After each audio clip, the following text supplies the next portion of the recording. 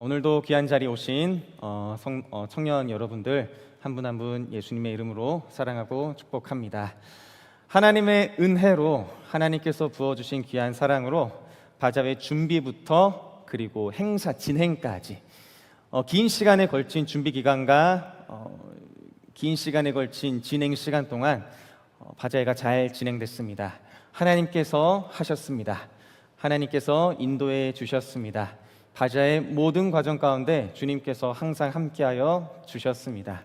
그러한 하나님께 감사드리며 바자회를 준비하시고 그리고 바자회를 도와주신 모든 청년 여러분들 한 분 한 분 너무나도 감사드리며 여러분들의 손길에 주님의 크신 축복과 은혜가 넘치시기를 간절히 소망하고 축복하겠습니다.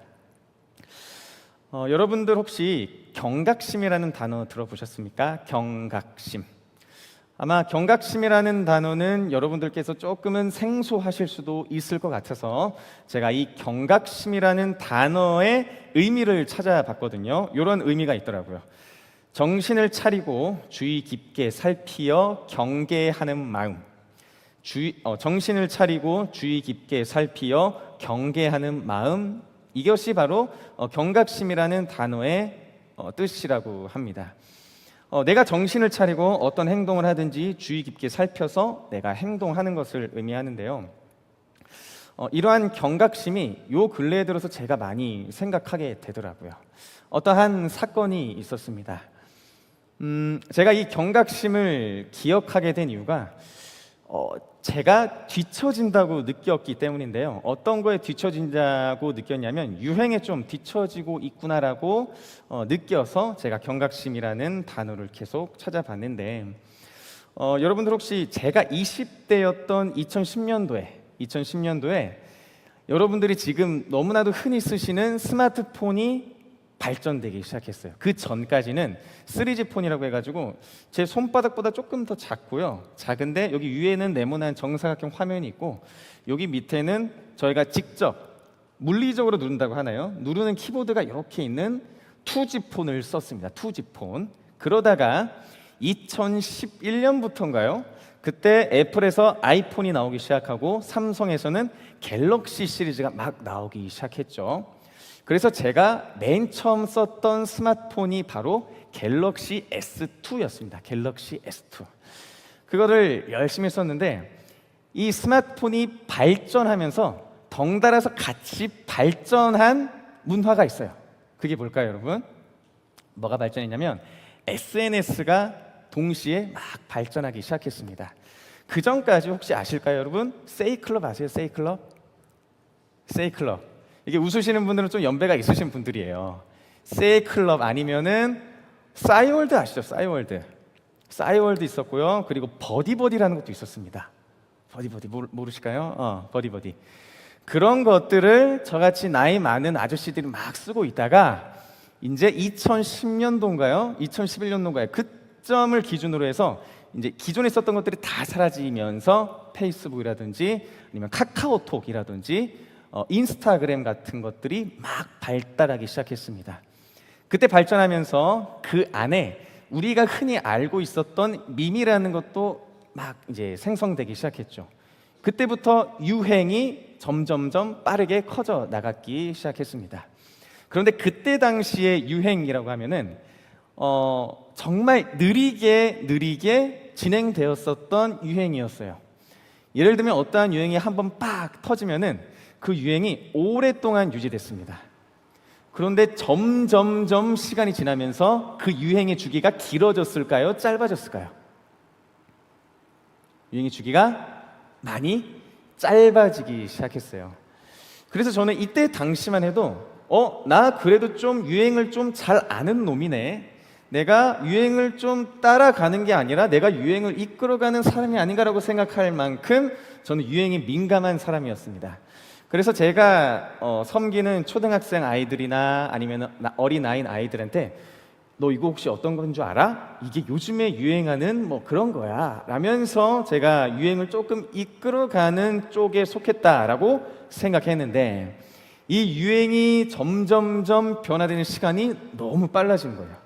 그래서 어느 순간 나는 좀 유행을 잘 따라가고 있나 싶었는데 저만치 유행은 먼저 가 있고요.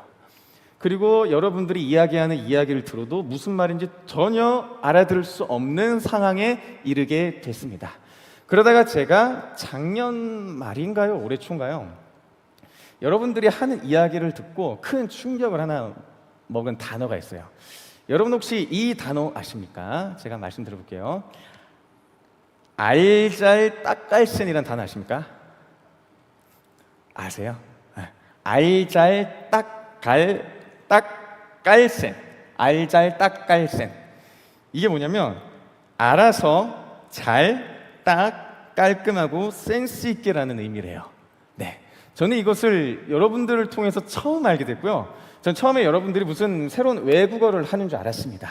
근데 외국어가 아니었더라고요. 제가 제주도로 처음 내려갔을 때 제주도 사투리를 이해할 수 없었을 때 느꼈던 그때의 충격이 이 단어를 듣고 또 한 번 빡 충격을 먹게 됐어요. 그래서 그때 딱 경각심이 들더라고요. 내가 이러다가는 더 뒤처지겠구나. 청년 사역하는 목사인데 이게 청년들의 유행을 발맞춰 가야 되지 않겠나, 임지훈 목사님처럼 좀 더 유행에 민감한 사역자가 되어야 되지 않겠나라고 생각해서 이것저것 신조어를 많이 찾아봤습니다. 여러분들이 흔히 쓰는 신조어를 찾아봤는데 여러분 혹시 이거 아실까요? 오저치고 아십니까? 오저치고. 오저치고. 와, 역시 MZ네요. MZ. 저도 MZ지만 그러면 혹시 이거 아십니까? 만반잘부. 만반잘부. 만반잘부. 만리장성. 만반잘부는 만나서 반가워 잘 부탁해라는 의미래요. 만반잘부. 그리고 요건 아실까요? 오놀아놈. 오놀아놈. 오놀아놈. 이게 뭐냐면 놀 줄 아는 놈인가? 이거래요. 오놀아놈. 오놀아놈. 자, 그리고 요건 아마 여러분들 모르실 것 같은데 남아공이 뭔지 아세요? 남아공. 남아공. 남아공. 남아공이 뭘까요? 남아프리카 공화국 아니고 남아공은 남아서 공부해라는 뜻이래요. 와, 신기하죠? 남아공. 좀 제가 신조어를 찾아봤는데 여러분 여기서 몇 가지 정도를 아십니까? 여러분 많이 아시면 여러분 MZ 신세대시고요. 잘 모르셔도 괜찮습니다.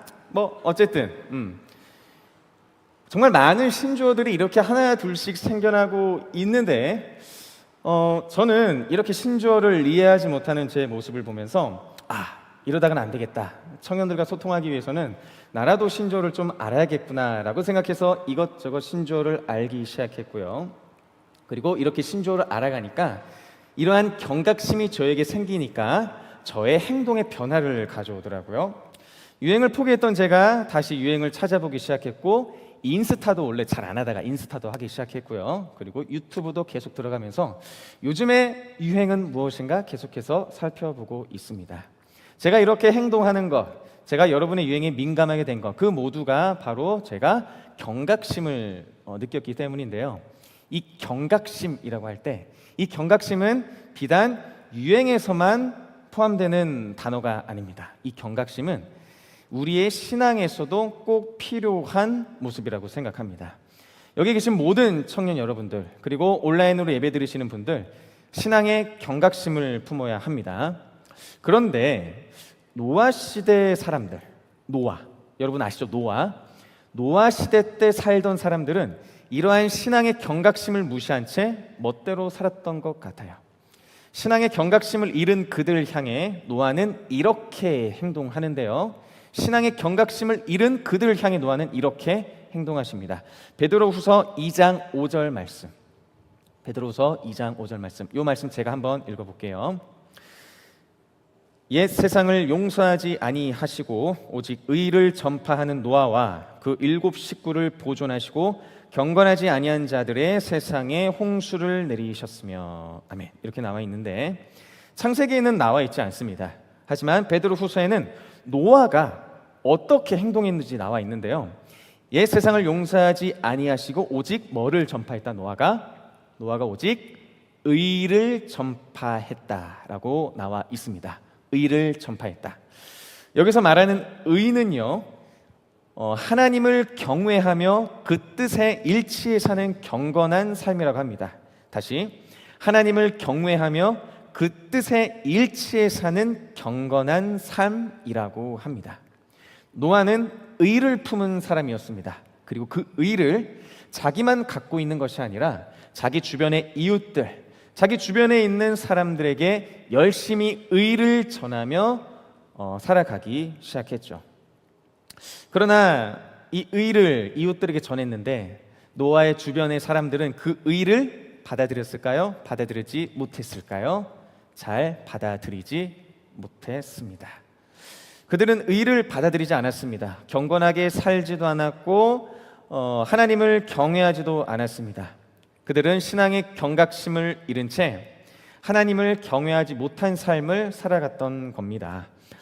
노아는 이렇게 살아가는 백성들을 향해 혼자 고군분투하며 하나님의 백성으로 살아야 함을, 하나님의 의에 따라 살아가야 할 것을 외롭게 홀로 전파하기 시작했죠. 노아처럼 이렇게 홀로 의를 전하는 삶을 보았을 때 저는 여러분들의 모습이 떠오르더라고요. 여러분들의 모습 중에 가족 중에서 나만 교회를 다니는 분들 계시죠? 가족분들 중에서 나 혼자만 교회 다니는 분들, 내 주변의 가족들은 예수님을 믿지 않지만 나만 교회를 다니는 그 청년들의 모습이 떠올랐습니다. 저는 여러분들이 정말 열심히 하나님을 믿고 있음에도 불구하고 여러분들이 정말 사랑하는 가족분들이 하나님을 믿지 않는 그 모습들을 보면서 정말 많이 기도도 했고요, 마음이 아프기도 했습니다. 그러면서 기도했죠. 하나님, 이 가정 가운데 복음의 복을 허락해 주시옵소서. 계속 그렇게 기도했습니다. 제가 이러한 청년 여러분들의 이야기를 종종 들었었는데요. 한 청년은 국내 선교에 참여하려면 외박을 해야 되잖아요. 그런데 이 외박을 허락받지 못해서 부모님과 자주 다퉜던 청년들의 이야기도 들었고, 그리고 선교를 가야 되는데 선교비 마련을 위해서 부모님께 충분히 도움을 받을 수 있는 상황인데도 불구하고 부모님께 도움을 받지 않고 자기 혼자 열심히 알바하면서 믿는 사람의 본 모습을 보이겠다, 스스로 선교비를 모아서 열심히 알바하는 청년도 봤었고요. 그리고 선교 준비를 우연치 않게 집에서 하게 됐는데 선교 준비를 집에서 할 때 선교 준비를 하는 그 그리스도인의 모습을 보고 너 왜 이렇게 이렇게 필요 없는 행동을 하는 거야? 라는 이야기를 듣는, 참 혼자 예수님을 믿으면서 고군분투하는 청년들의 이야기를 참 많이 들었습니다. 그리고 부모님께 복음을 전하지만, 아니면 내가 사랑하는 가족에게 복음을 전하지만 내가 노력한 만큼, 내가 기도한 만큼 상대방은 복음을 잘 받아들이지 않아서 힘든 상황 가운데 있는 청년들의 이야기도 종종 그렇게 듣게 되었는데요. 여러분, 우리는 하나님을 믿는 거룩한 자녀들입니다. 그리고 하나님께서 내가 하나님을 믿을 수 있는 귀한 은혜를 주셨습니다. 그 은혜가 비단 우리들에게만 있지 않기를 소망합니다. 우리가 하나님을 믿을 때 내가 믿는 하나님이 내 이웃도 믿기를 소망하고 내 가족도 믿기를 소망합니다. 그래서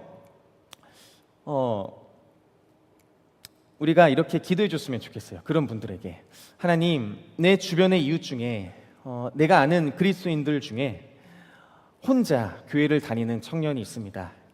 그 청년 마음이 얼마나 힘들고 어려운지 알고 있습니다. 그 청년이 사랑하는 그 가족을 위해서 얼마나 많이 눈물 흘리고 있는지 알고 있습니다. 하나님, 그 영혼에게 찾아가 주시옵소서. 그 마음 가운데 위로를 허락하시고 그 가정이 주님의 거룩한 복음의 은혜로 넘쳐나게 하여 주시옵소서. 복음을 받아들이게 하여 주시옵소서. 이런 중보의 기도를 함께 해 주셨으면 좋겠습니다. 여러분들의 기도를 통해 하나님께서 온전히 역사하시고 그 가정 가운데 귀한 복음의 은혜를 허락해 주실 줄 믿습니다. 이처럼 노아는 열심히 의를 전했습니다. 그리고 하나님께서는 이러한 노아의 헌신에 응답해 주셨고요. 이렇게 말씀하셨습니다. 창세기 6장 3절인데요. 제가 한번 읽어보겠습니다. 여호와께서 이르시되 나의 영이 영원히 사람과 함께하지 아니하리니 이는 그들이 육신이 됨이라. 그러나 그들의 날은 120년이 되리라 하시니라. 아멘. 이렇게 나와 있습니다. 하나님께서는 이렇게 응답하셨습니다. 그들의 날은 120년이 되리라. 여기서 말하는 120년은 사람들의 수명이 120년이 된다라는 게 아니라 내가 노아 너의 의를 봤으니 내가 120년이란 기간이라는 기회를 한 번 더 줄게. 이 120년이란 기간 동안 하나님의 의를 받지 않는 사람에게 더 의를 전하고 그리고 그러한 사람들에게 하나님께 돌아올 수 있도록 최대한 많이 노력해라. 하나님께서 한 번 더 기회를 주신 거죠. 이 120년이란 기간 동안 노아는 이 120년이란 기간 동안 방주도 만들고 하나님의 의를 전하기에 바빴을 겁니다. 아마 최선을 다해서 하나님의 의를 전했을 거라고 생각됩니다. 그런데 이러한 노아의 간절한 노력에도 불구하고 그리고 간절한 부르짖음에도 불구하고 하나님께서는 이런 결단을 내리시는데요. 창세기 6장 6절에서 7절 말씀 제가 한번 읽어보겠습니다. 땅 위에 사람 지으셨음을 한탄하사 마음에 근심하시고 이르시되 내가 창조한 사람을 내가 지면에서 쓸어버리되 사람으로부터 가축과 기는 것과 공중의 새까지 그리하리니 이는 내가 그것들을 지었음을 한탄함이니라 하시니라. 하나님께서는 이 말씀을 통해서 사람 지으심을 한탄하시며 근심하셨다고 합니다. 한탄한다라는 의미는 슬퍼하다, 애도하다라는 의미가 있고요.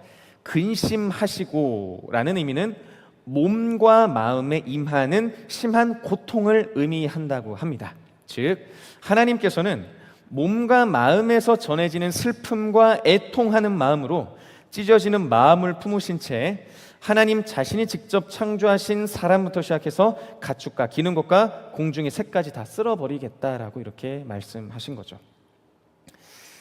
노아는 이러한 하나님의 결정을 들었을 겁니다. 노아의 마음은 어땠을까요? 노아의 마음은 어땠을까요, 여러분? 제가 만약에 노아 입장이었다면 제 마음은 아마 찢어졌을 것 같아요.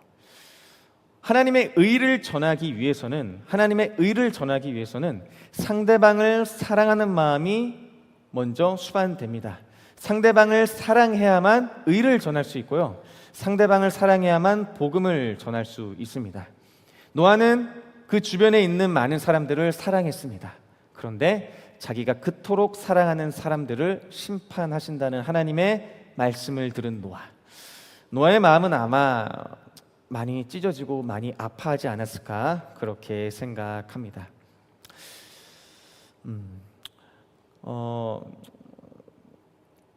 그래서 만약에 제가 노아의 입장이었다면 참 많이 허무했을 것 같아요. 그리고 하나님께 많이 화도 냈을 것 같고요.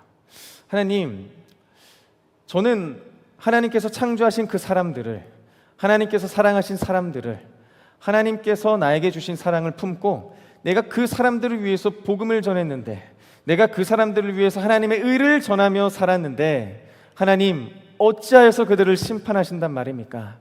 내가 그렇게 열심히 노력하고 하나님의 의를 전했는데 하나님께서 사랑하시는 그들을 어떻게 심판하십니까? 하나님께서 창조하실 때 아름답다라고 말씀하신 그 창조물들을, 그 귀한 창조물들을 어찌하여 그렇게 심판하십니까? 하나님 정말 너무하신 것 아닙니까? 라고 그렇게 하나님께 따져 물었을 것 같아요. 그렇다면 노아의 반응이 궁금하지 않으세요, 여러분? 과연 이러한 이야기를 들은 노아는 하나님께서 심판을 하시겠다라고 말씀하셨을 때 이 이야기를 들은 노아는 과연 어떻게 반응했을까요? 어떻게 행동했을까요? 우리 창세기 6장 8절 말씀을 이번에는 다 같이 한번 읽어봤으면 좋겠습니다. 창세기 6장 8절 말씀 함께 읽겠습니다. 시작. 그러나 노아는 여호와께 은혜를 입었더라. 아멘. 노아는 여호와께 은혜를 입었더라. 갑자기 생뚱맞습니다. 갑자기 노아가 여호와께 은혜를 입었다라고 말씀하십니다. 저는 이게 좀 이해가 안 돼서 여러 번역들을 찾아봤고요. NIV 성경으로 한번 찾아봤거든요. 한번 띄워주시겠어요?